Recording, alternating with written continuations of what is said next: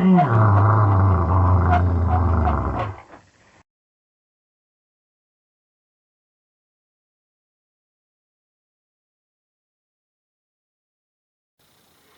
Saturday afternoon to you. Well, you caught me with some red licorice in my mouth again. I nibble on 2 pieces maybe 3 or 4 times a day.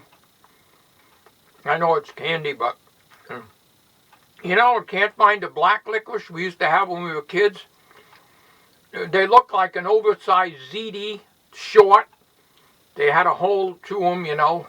They're kind of like flat.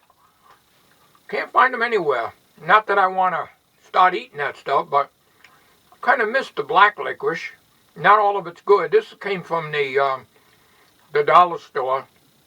Well, it's a Dollar General, but these are in a little bag. They're little short, stubby strawberry ones. They're not bad, but you know, takes me forever to chew them because I ain't got no damn teeth to speak of. I only got teeth in the front. I got nothing to chew. So it takes me a year to chew a cashew nut. Anyway, you're very lucky. I got another video coming for you.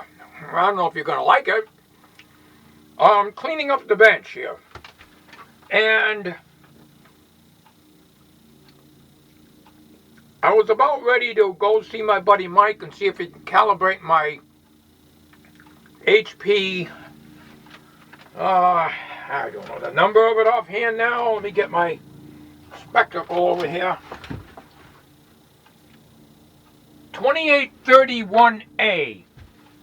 There is no information on that at all. I had contacted B&K several months ago. I got it off of eBay last year. Yeah, I made a video of it. And the meter works great. That's the one I showed you the voltages on it.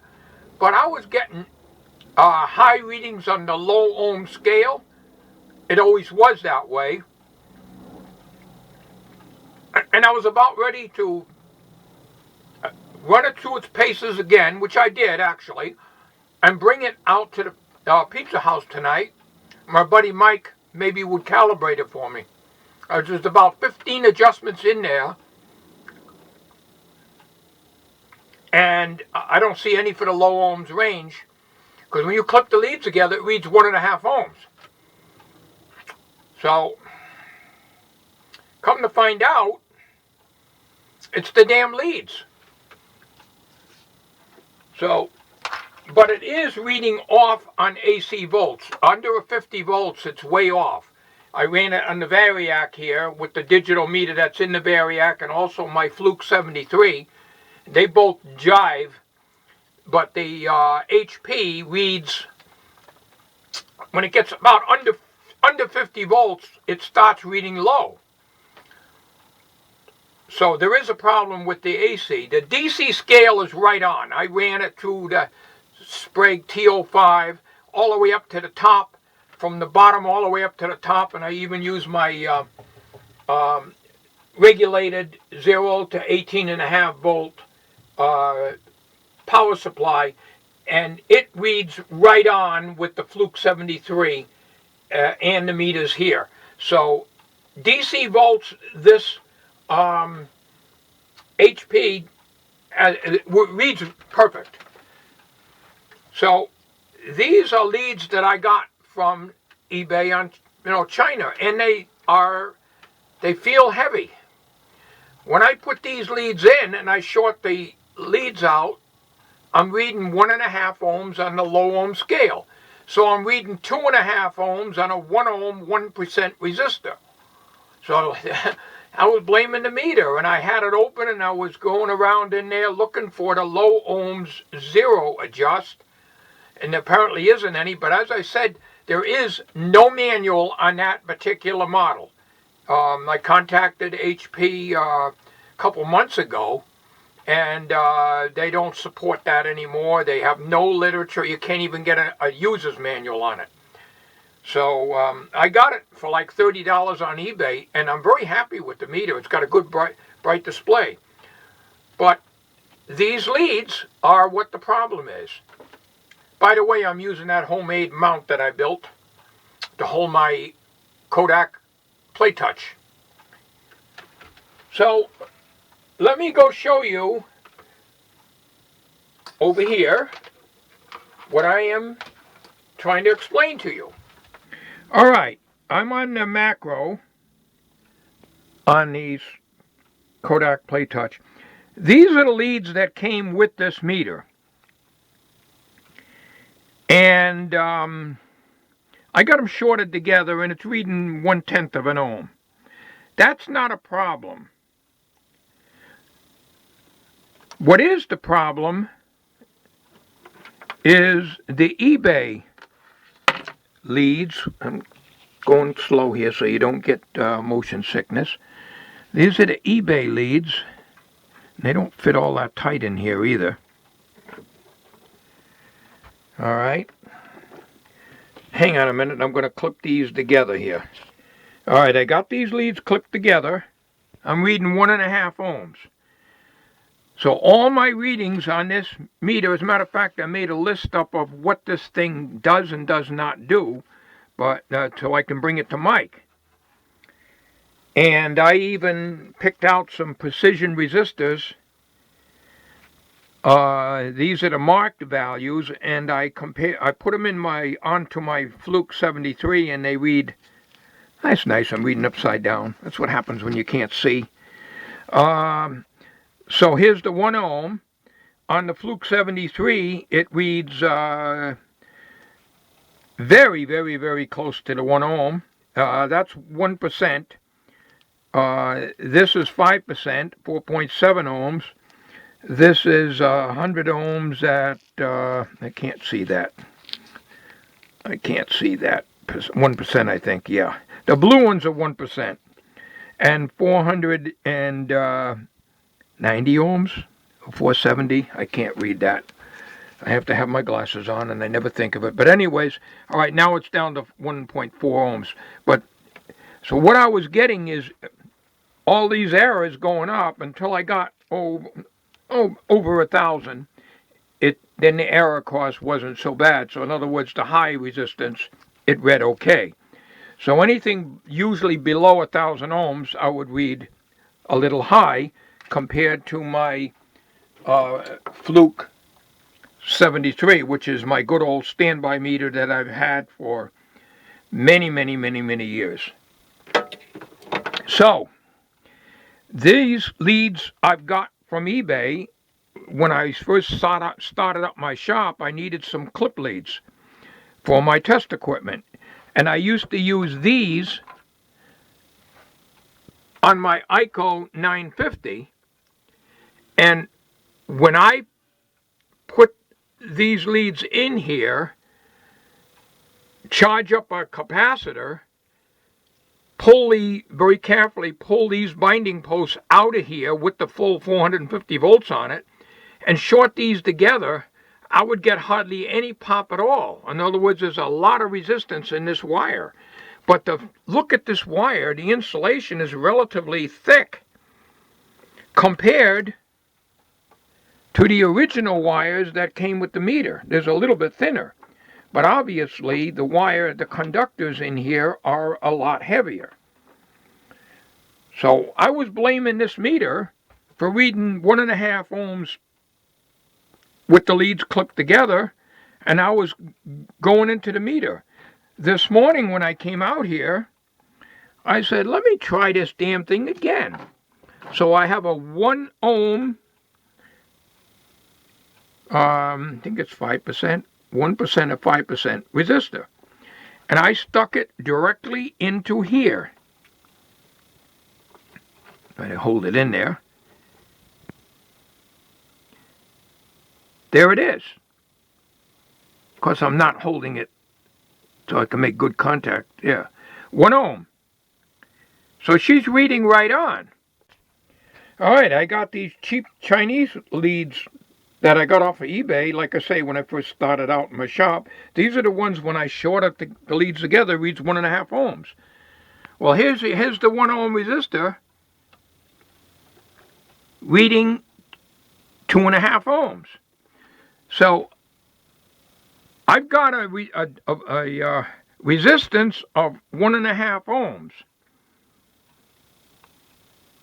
on these test leads, which are probably about 3 foot long. That's unacceptable. Now, for voltage measurements, it'd probably be okay, but not for reading resistance. And even resistors as high as 400 ohms read high on this with these leads. Back to the original leads that came with this meter, it's reading 1/10 of an ohm, shorted out. So I'm going to put that same resistor on here again, and it'll read 1.1 ohm, which is perfectly acceptable. Here we are. Okay, so I was blaming the meter, at least wise for my ohm ranges, because way back, if you remember, and if you've been watching my videos, when I was working and checking resistors in the Radioacitic Products 308 tube tester, and a resistor I believe was supposed to be 13 ohms, read 16, or whether it's supposed to be 15 and it read 16 or whatever, I don't recall now, and I was blaming that, the resistor. Of course, I compare everything with my good old Fluke 73, which is, like I say, right over here, and this Radio Shack meter is pretty darn good too. I have a couple of other meters. This is a Harbor Freight. It's not as good, and this is the Sears meter that I bought at the yard sale for $5. It's close, but it's not as good. And this one here, I think the battery's dead in it again.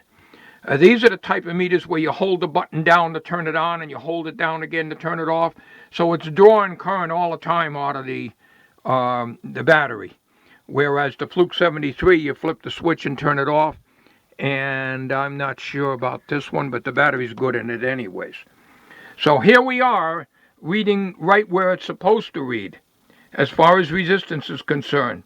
So I guess what I'm trying to tell you is, if you ever think you got a problem with a meter that's reading incorrectly on low ohms, make sure your test leads are halfway decent. Now, I can't afford Fluke test leads. They're way out of my price range. But years ago, I used to make my own. Now, speaking of making my own, this originally had a black, one of these spring type hook clips, which I like because it gets into tight places. It had one, but the wire came off of it. It had it when I got the meter, but in use, it came off. So, I could not get it to work. I fixed it, I put the wire in, soldered it in, and the thing would not, this one here doesn't even want to push in. It's jammed too. It wouldn't work. And this one's doing the same thing. It works. Now, this one works. But the other one I soldered in, I threw the damn thing out and went to the good old-fashioned clip. The good old-fashioned clips, which are the best. So this one was in my junk box. This is an American-made clip, and I just soldered it. It had the screw, and I ran the wire up underneath and soldered it in there. So it's not a problem on the ground lead or your negative lead. There would be a little bit of a problem if this broke off and I can't fix them, so I throw them away when they don't work like that. I would have to put a clip lead on this too. You know, an alligator clip, I should say, not a clip lead. I have one of these from my old shop, which you stick in a pin type of probe, like a meter probe would have, like these here. And you stick that in there, and I guess I could use that. But now that I got this on here, well, this is negative anyways, so I wouldn't use a red one. But this one here is the eBay cord, which is not going to be good. So, it fooled me, but obviously there's a high resistance in these wires. So I don't have to bring this meter to Mike, except it will not, it does not read good on AC volts below 50. It's off, it reads low. But the DC's right on, and now the ohms are right on. But you can't get a manual on this, and like I say, this is the model 2831A, like an Alpha. It's a B&K Precision that I bought on eBay for 30 bucks shortly after I started my workshop here. So I always save clips because these are the best way to go. Now these things work great when they work. But like this one here is giving me a problem. I have to keep turning this to get it to work. Now it's working. It keeps jamming up. But after I repaired the other one, or at least what I thought I did, it wouldn't, this cap would not go on anymore. It would only go on halfway, and it kept, had a big space in here. These things aren't not made to be fixed. When they fall off, throw them out and put a good old clip lead on there. Or put a pin jack on there, pin plug, and use one of these and plug it into here. I cannot see these little clips. Now it's not working. I should cut this thing off and put a lead on it too. And I may just do that because I can't be aggravated. This thing isn't pushing in. Well, anyways, what I'll probably end up doing is just go to clip leads again, like I used to do. And if I need to, I could make up a set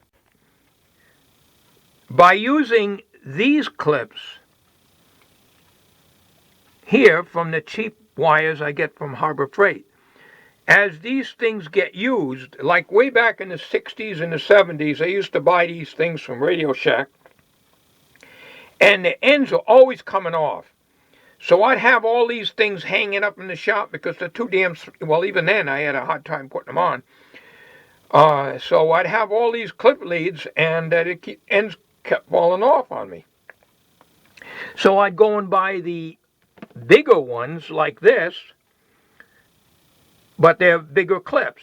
So what I'll probably end up doing on these, what I call the claw clips, to hold, like I just showed you that wouldn't work, is I'll cut the damn thing off and put one of these on.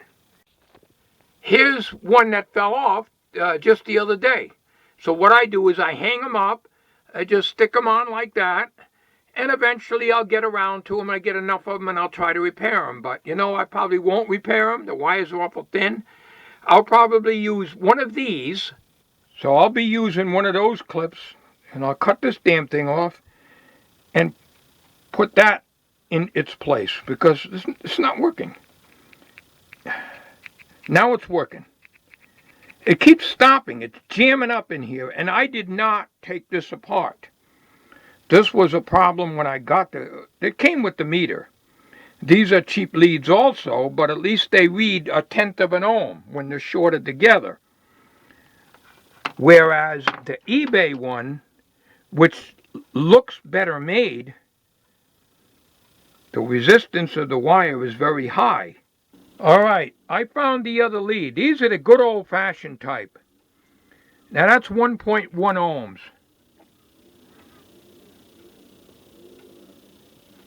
There's the resistor. So without the resistor and just shorten this out, it reads 1/10 of an ohm. So that's good.